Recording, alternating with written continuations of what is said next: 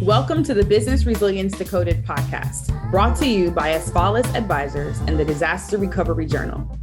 Crisis management in today's world is ever-changing, and this podcast is our commitment to help you navigate successful outcomes for any crisis you may face. I'm your host, Vanessa Matthews. I specialize in providing insights and solutions for crisis, continuity, and resilience across industries from real estate and healthcare to terrorism in the airline and transportation worlds. No matter what industry you're in, this podcast will provide you the tools to build resilience in your organization.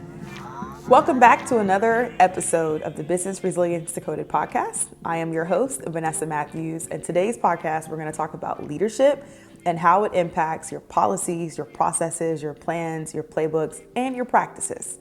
So this year, we've been partnering with an organization, and one of their leadership team members made a comment that made me understand how leadership impacts infrastructure, planning, and programs.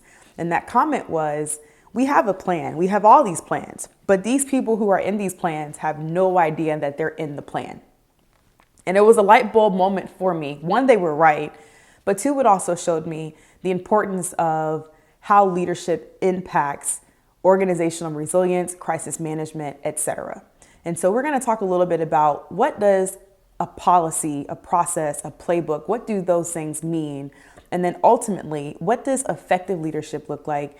And what does ineffective leadership look like in order for you to take those capabilities and build a more supportive organization for your goals? So when I think about a policy, right, it is something that is strategic. It's there to support the governance of the organization. It should be very simple, very clean, very crisp, right? Who's in charge or who's involved? What is it that you are responsible or accountable for? And what happens if you don't do it, right? It's typically a policy document, typically does not change often, and is typically something that your employees should have access to. And when there are changes, they are made aware. Your processes are those things that it's the how you do what you do, right? So how do I record a podcast? We have a process map for how we do that. How do we have a booking?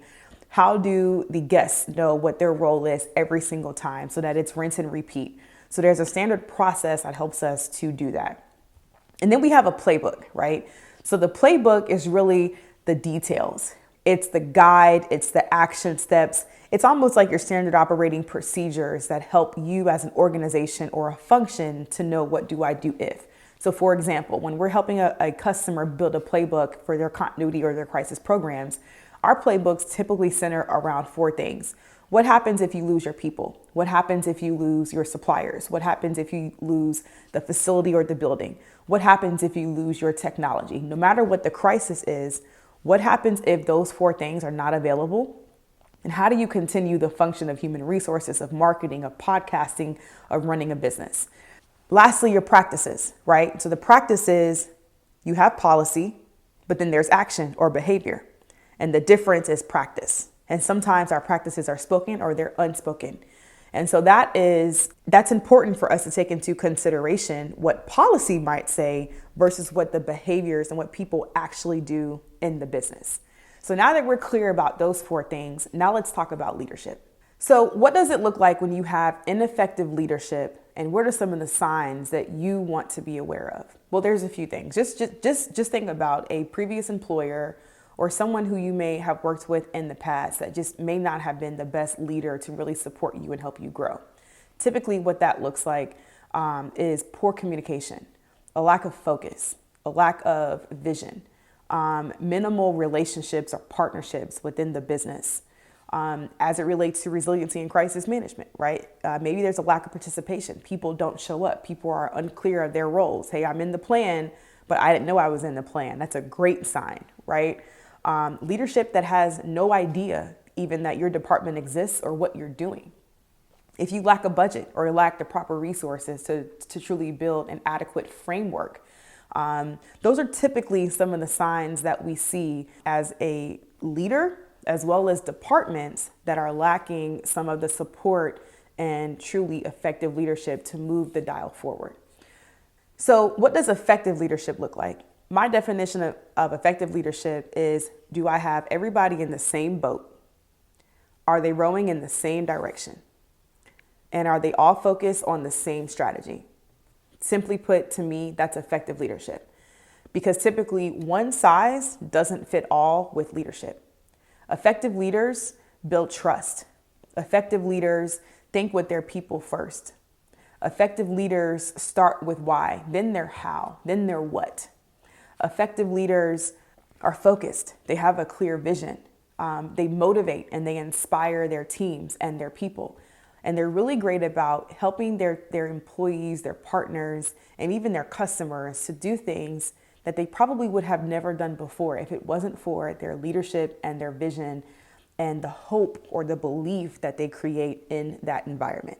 So now that we're clear on the difference of our policies, our processes, our playbooks, our practices, we have the signs of ineffective leadership. We have the signs of effective leadership.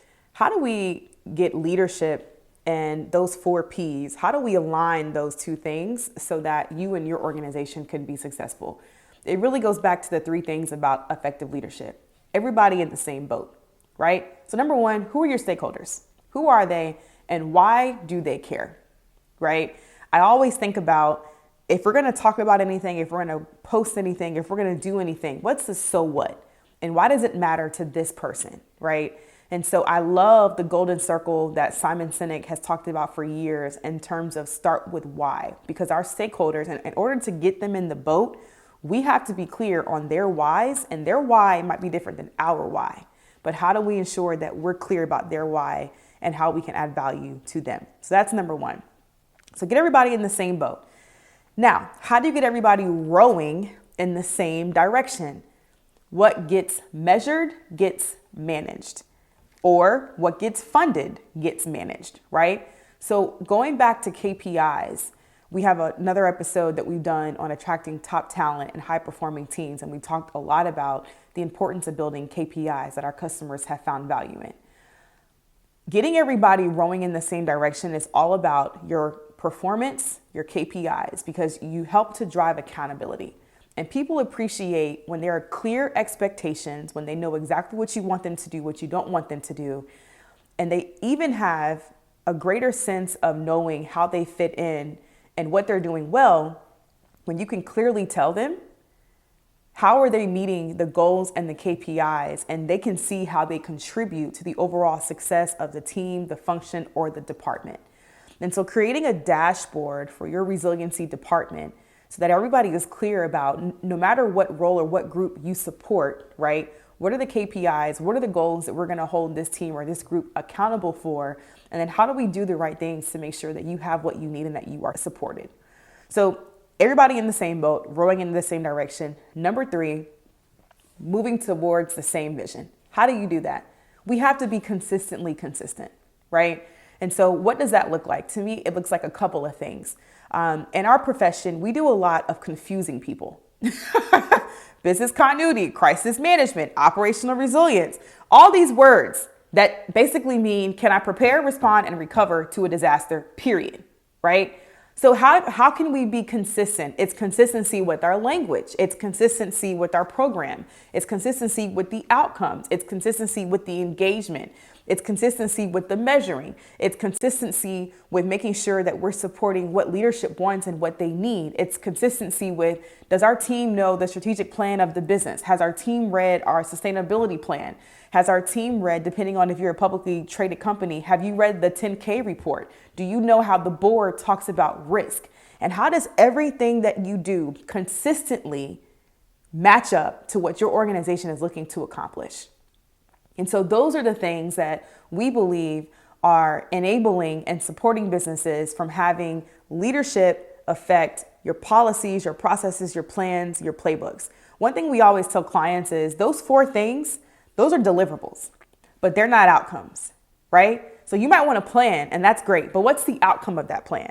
Is the outcome something simple? Is the outcome getting my team involved, getting my team engaged? And so as you think about how your business can move forward and how those 4 Ps affect leadership, now think about What characteristics do I see in my organization, and where might there be room for change or for better support so that we have everybody in the same boat, rowing in the same direction towards the same vision? Thank you for listening to the Business Resilience Decoded podcast, brought to you by Asfalis Advisors and Disaster Recovery Journal. Make sure you check out the show notes for this episode to see all the upcoming events, programs, and ways we can support you. Make sure you subscribe to the show wherever you get your podcasts, leave us a review, and share it with a friend. Thanks again, and I'll talk to you in the next episode.